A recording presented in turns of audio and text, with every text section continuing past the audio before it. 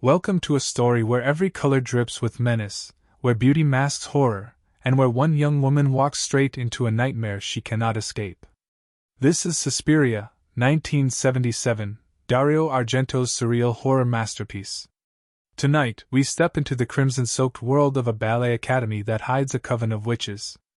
Our journey begins with Susie Banyan, a young American dancer, arriving in Germany on a stormy night. Rain lashes against the taxi windows as she reaches the Tanz Academy, a prestigious ballet school. The storm is deafening, but through the rain Susie sees a girl running frantically from the academy's entrance. Her name is Pat Hingle. Susie watches as Pat flees into the darkness, her face filled with terror, her voice whispering strange, broken words before vanishing. Hours later, Pat is brutally murdered in her friend's apartment, stabbed, slashed, and hung in one of horror's most shocking opening scenes. The next day, Susie enters the academy, greeted by Madame Blanc, the composed head of the school, and Miss Tanner, the iron-fisted instructor. Though the walls shine with grandeur, the air feels wrong, thick with tension and secrets. The students gossip about strange noises, odd smells, and teachers who never seem to leave. Susie feels eyes following her, shadows watching her every step. Something in this school is alive and waiting. Soon, Susie collapses mysteriously during rehearsal. Doctors are called, and she is confined to her room, where she is given strange meals and wine by the staff. Her body weakens, her mind drifts into feverish dreams. Meanwhile, horror spreads across the academy. Maggots suddenly rain down from the ceiling one night, swarming the dancers' rooms.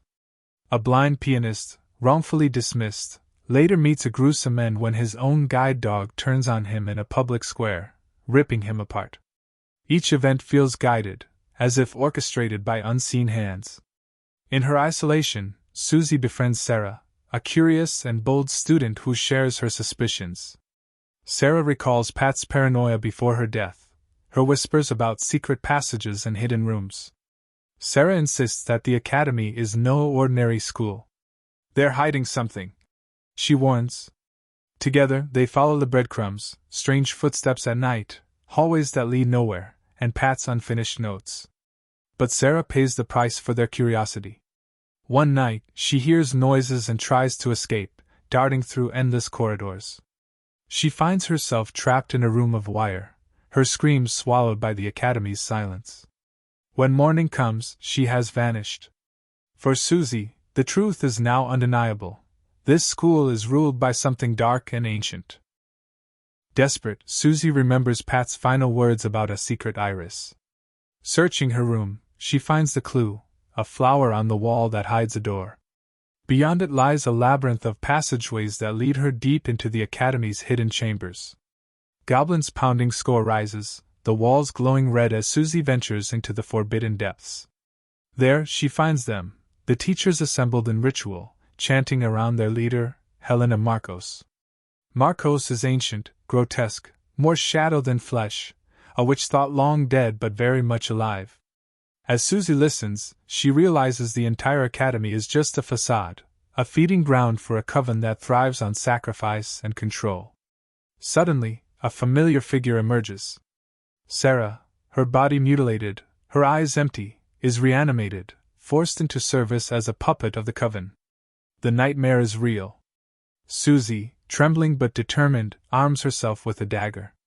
As Marcos's rasping voice fills the air, Susie strikes. The blade pierces the witch's heart, and in that instant, Helena Marcos is revealed in all her decayed horror before collapsing in death. With the leader slain, the coven unravels.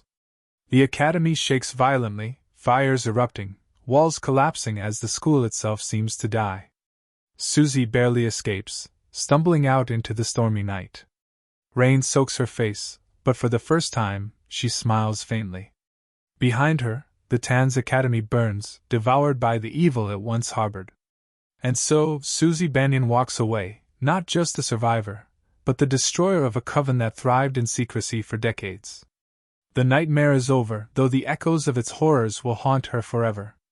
Suspiria isn't just a horror film, it's a dream, a hallucination captured on screen. Dario Argento drenches every frame in vivid reds, greens, and blues, creating a world that feels alive with dread. The haunting music by Goblin pounds like a heartbeat, luring viewers deeper into madness. It's not just a story of witches, it's an experience, a masterpiece of atmosphere and fear that has influenced generations of filmmakers. That was Suspiria, 1977, a dazzling nightmare that has never lost its power to terrify and mesmerize. If you enjoyed this narration, make sure to like, share, and subscribe for more classic horror narrations. The October Horror Marathon continues, and trust me, you won't want to miss what's coming next.